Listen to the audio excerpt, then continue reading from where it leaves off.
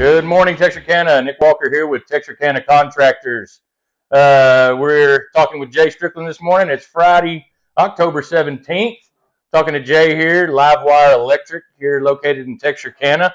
Jay, why don't you tell us how to reach you in case these guys want to get on there and get some electrical work done? You can find out more info about us on our website, livewiretxk.com. Check us out on Facebook by the same handle, as well as all our other social media channels. Or the direct way to get a hold of us, you most likely reach my wife answering the phones, and that's 903-293-5623. Also, find them on TexarkanaContractors.com under the licensed trade electrical section there. So how did LiveWire Electrical get started? Let me back up years before. Right. When I got out of high school, my dad wanted me to do anything except be an electrician because he was an electrician. But I did start working for him, and I was on the that 8, 9, 10 years college school plan. Yeah, I did the same. So I did that while I was working for him. I'd go to school at night, and then I got out and I went to teaching school. Took me longer to get through school than what I lasted in the school system. I lasted about 7 years, and I'm like, the teachers are way underpaid for what they have to deal with. My mother was a teacher, so. So then I went into, after I came out of that, I'd already been building a few houses, started Lone Star Custom Homes, ran that for 10 or 12 years, and a divorce wiped that out. So in 2017, with a torn ligament in my thumb, one-handed electrician, not very effective. I can imagine. I started LiveWire Electric. Talk about a leap of faith. Right. I looked back and going back into teaching and stuff like that. I'm like, no, it's just not there. So did this work by myself in the first year, and then eventually added employees. 2 or 3 years ago, we got to where we were carrying a really large crew, but it was not producing like it should. So we took it back down, and we're running 6 or 7 guys now. Okay. And y'all are located in Nash, Texas, right there off of 82. Yes, 82 in Blocker Lane. In a nice new facility there. As a matter of fact, we did some baseball in the back of the facility. Yeah, we've got a dual-purpose building. We got an electrical business in the front and batting cages in the back. I'll go ahead and apologize. I'm pretty sure my son's responsible for at least one hole in the wall. Baseball players usually do that. Softball kids don't do it. The baseball players throw balls in the wall. Pretty sure my son's responsible for one of those, so you can just send me a bill. So tell me a little bit about the processes of you guys there at LiveWire. We are a part of a best practices group, a coaching group out of Dallas, that we get a lot of training material, a lot of guidance from management to advertising to how we present our product when we go out and about. We do training every morning. 30 minutes to an hour, and different topics are covered different days. We have invoice review day where we go back and look over the technician's tickets or electrician's tickets. We have a culture day where we do listen to motivational speakers or talk about how we can be a better team and more bonded. Although we've got a great bonded team, we're always looking to do more things together. They're talking about once a month going to play golf together or going to do trivia one night, things like that right there. Camaraderie. Yes. That helps your team. Yes, it does. We have a technology day where we're keeping up with all the different trends in software and stuff like that. We use a bunch of technology in our stuff, from Company Cam to our CRM to our advertising stuff. When we go out on a service call, somebody calls and says we've got plugs that are out. Well, we're going to go address that issue. We're going to tell the customer what their experience is going to be today because we have a price book and they can flip through our price book. It's all menu style pricing. We'll go out and besides what they called us out there for, we will do a reef safety visual evaluation. We'll look at the panel, make sure it's within age. There's no double tap breakers. We'll check their smoke detectors because smoke detectors have an average lifespan of 8 to 10 years. Yeah, probably need to look at mine. We'll look at any safety issues, and if when in the conversation if they bring up any convenience issues, we'll note those as well, and then we'll come back after we've completed the first portion and present them with options if they want to move forward with anything else. Just letting them know of any major safety issues they have in their home. Yes, that's good. That's good. I like that. So you guys have also been nominated once again for the ALT. What is it? The Best electrician. Best electrician. Yes. So Yes. How many years is that now? This is our fourth year to be nominated. We've won it the previous 3 years.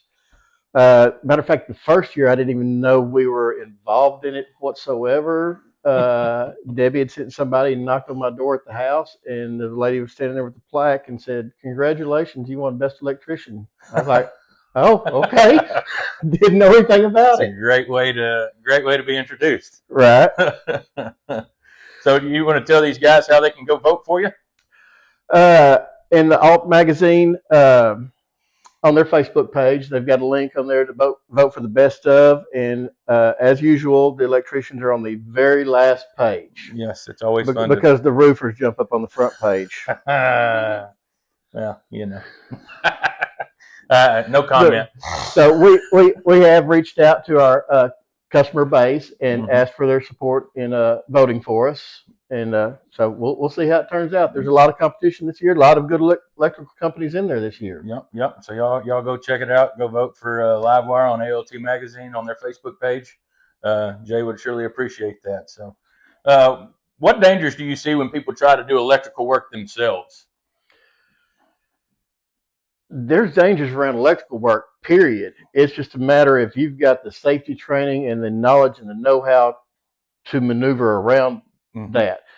I will get shocked at least once a week, but I know to keep both hands out of that panel so it's not traveling across my heart. Right. People that don't have the expertise and stuff like that, is it worth your life? I mean, because that's what you're dealing with here. And more deaths caused by 110 than anything, right? Yes. Isn't that what it is? And that's your typical voltage in any house is going to be just 110. So, but yeah, I've always heard that. Matter of fact, I used to do some electrical work dealing with 460 in panels and medical equipment. Yep. And thankfully, I never got bit by that. I got bit by 110 a few times, but never got shocked on that one. So yeah, it's definitely not worth your life. So why is it important then to hire a licensed electrician? Well, we can cover a lot of topics on this right here. One, your licensed electrician is trained. They know the code. They know the safety precautions that are involved. Does that mean that every licensed electricians follow that? Not always.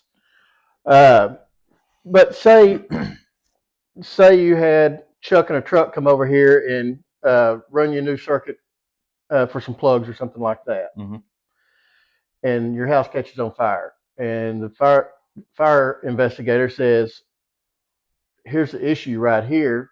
This plug never was tightened down, so it arced and started the fire." When did you have this installed? Just last month. Well, who installed it? This guy. Chuck and a truck. Chuck and a truck. Was he got insurance? Because if you hired an unlicensed electrician to do work in your home that they're not qualified to do, we may not be paying for your house fire. Right. Yeah. Not only that, just the dangers involved with it as well. I mean, goodness, hopefully you walk out of that fire, but there's always a chance you don't. So right. I always say, and I made a post about this on Facebook the other day, don't advertise for trades that you're not licensed in. It's not good for the customer, and it's not good for people that are actually out there doing it the right way either. I mean, you get a lot of undercutting. You see that on Facebook quite a bit, and I see guys jump in there that either they're not licensed and not insured, or they're licensed but they're not running a business insurance. They may have a journeyman's license, but they don't have insurance backing on that, and that is very important because cover your butt and cover the homeowner's butt to have the insurance. Right. So what does it take to become a licensed electrician? You enroll. Texas and Arkansas got two different things. Yep. Texas, you just sign up with a company and you work for 2 years under apprenticeship, and then you can get your wireman's license after you pass a test. Mm-hmm. That means you can do residential work. 4 years in, you can take your journeyman's test. That's going to be commercial work and residential work. Really, no restrictions on you. And then the next license, a couple of years after that, is going to be your master's license. That's where you can be a contractor. Okay.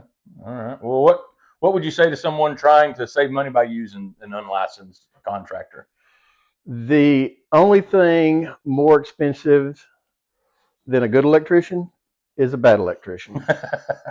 I mean, it doesn't get much simpler than that. That is, I mean, you lay your head down and you sleep here at night. Yes. Do you want Chuck in a truck, or do you want somebody that knows what they're doing, that they're trained, they know? You want peace of mind. They know what to do. Yes. You want peace of mind. You want to know that it's done right. You want to have the assurance that even if a mistake was made, you're going to be insured. You know, I'm not saying everybody's perfect. We all make mistakes. Yeah, and we do. I mean, everybody's going to make a mistake, but is that company going to be there when that mistake is revealed? Right. Yeah, because they're probably not going to answer the phone if they drive by and your house burnt down 3 days later. They're probably going to get a new phone number. So how can bad electrical work affect insurance or property value? It goes back to what we talked about a while ago. The insurance company, if you have a non-licensed electrician out here that's not carrying insurance, they could tell you you're on your own. Yeah. I mean, that's up to them at that point. Mm-hmm. They don't have to cover you if you have somebody out here that's unlicensed. And it's very well possible they could come in here and do an inspection and find that this has been work done and want to see proof of, you know, who did the work. And if you can't provide that, same thing with the roofs. You know, we run into the situation occasionally where insurance companies are dropping people because they got old 3-tab roofs on there. And they're telling them either replace your roof with a 30-year architectural shingle or we're not going to cover it anymore. So, I mean, it's, you know, kind of the same line there. So how is LiveWire involved in the Texarkana community? We've got various outreach programs that we do a couple times a year where people submit a hardship type of deal. We did one last year for a panel upgrade for somebody that was in hard economic times and they've got a dangerous situation for a panel. We also, the community projects that I don't even know, Tony calls me on them, but I don't know what. The Texarkana Contractor Alliance. Yes. Yeah, y'all are on there. I saw your name on the list yesterday. Yeah, we went over there and did work for a couple of days for a lady in Wake Village a couple of weeks ago. Miss Heard. Yes. Yep. We talked about it yesterday in our meeting. We talked about how much time you had to spend out there because there was evidently some pretty bad electrical work. It turned into a little more than what I told Tony. I went out there and looked at it. I said 3 or 4 hours, 2 days. So yes, Jay is on the TXK Contractor Alliance. So, and we appreciate everything that you do for those projects. That's very near and dear to our heart, is giving back to the community. Yes, and that's why it's partly why I started this. You know, I mean, it's taken the guesswork out of a lot of this for as contractors go for the community. People that are not from here, just moved here, they don't know who's good, who's bad. Right. And so this helps with that. The TXK Contractor Alliance, man, it's great. It gives back to the community, disabled vets, elderly people, and we don't call it a handout, we call it a leg up. And that's what we want to be sure that everybody's aware of. You know, we're not here to give handouts. We're here to help somebody get back on their feet. I loved it when you'd called me about this idea of because our home builder association isn't what it used to be, and for the builders, because I've been on both sides of it, and for the contractor side of it, there's not a whole lot there. There's not, so that's why I liked this idea, the referral side of it, as well as we can talk amongst each other. Yes. Because I've got I'm not going to mention any names, but there's 2 heat and air contractors that we refer back and work back and forth for. Yep. And that's the kind of thing that we look for out of this right here. There's a couple of electrical contractors that if I'm covered up, I'll send to them. I had the 3 fence guys in here a few weeks ago, and we kept talking. I'm sure these people are tired of hearing me say it, but collaboration happens at the top, competition happens at the bottom. Mm-hmm. And, I love the fact that this does bring the community together and the contractors together. I love having you guys come in here. It gets me an opportunity to meet you and get to know you guys better. Obviously, we've met plenty of times before, but I love doing this. It's fun for me. It's fun to let you tell a little bit about yourself. Just something else, so the community can get to know the contractor even that Right. much more, and that's what we're here to do. So what's well, I guess we just kind of talked about what it's like to work with Texarkana contractors, but what's the best advice for anyone hiring a contractor? Research. Research. Don't go by price. Right. Don't go strictly by price. Look at their reviews. Check the referrals from Texarkana contractors, other sources. Just don't. And we get calls all the time. How much is it going to cost? I don't know. I'm not there at your house. I don't see what the roof line is like. Right. I don't see what the attic is like. We need to come out and do that. Well, I just need a price. Well, you're probably not our customer because you're looking for the lowest end price. And we're not that company. Yeah. We are a full service company that's going to focus on the customer safety and keeping these customers for life. Our repeat customer base is huge. Mm-hmm. And that's what we want. We do a membership program as well, which we have a lot of our customers on. They pay a small monthly fee, but they get priority booking, they get extended warranties, and they get discounts off of any work we do for them. That's nice. That's awesome. I like that. So, is there anything that we haven't covered that you wanted to cover today? I don't believe so. I appreciate the opportunity to come over here and talk about LiveWire, talk about the electrical business in general. Well, we're very appreciative of you for joining us up here on Texarkana Contractors, and I appreciate you taking the time out of your day to come by and talk with us. And if there's nothing else, then we'll see you next Friday. Have a good one.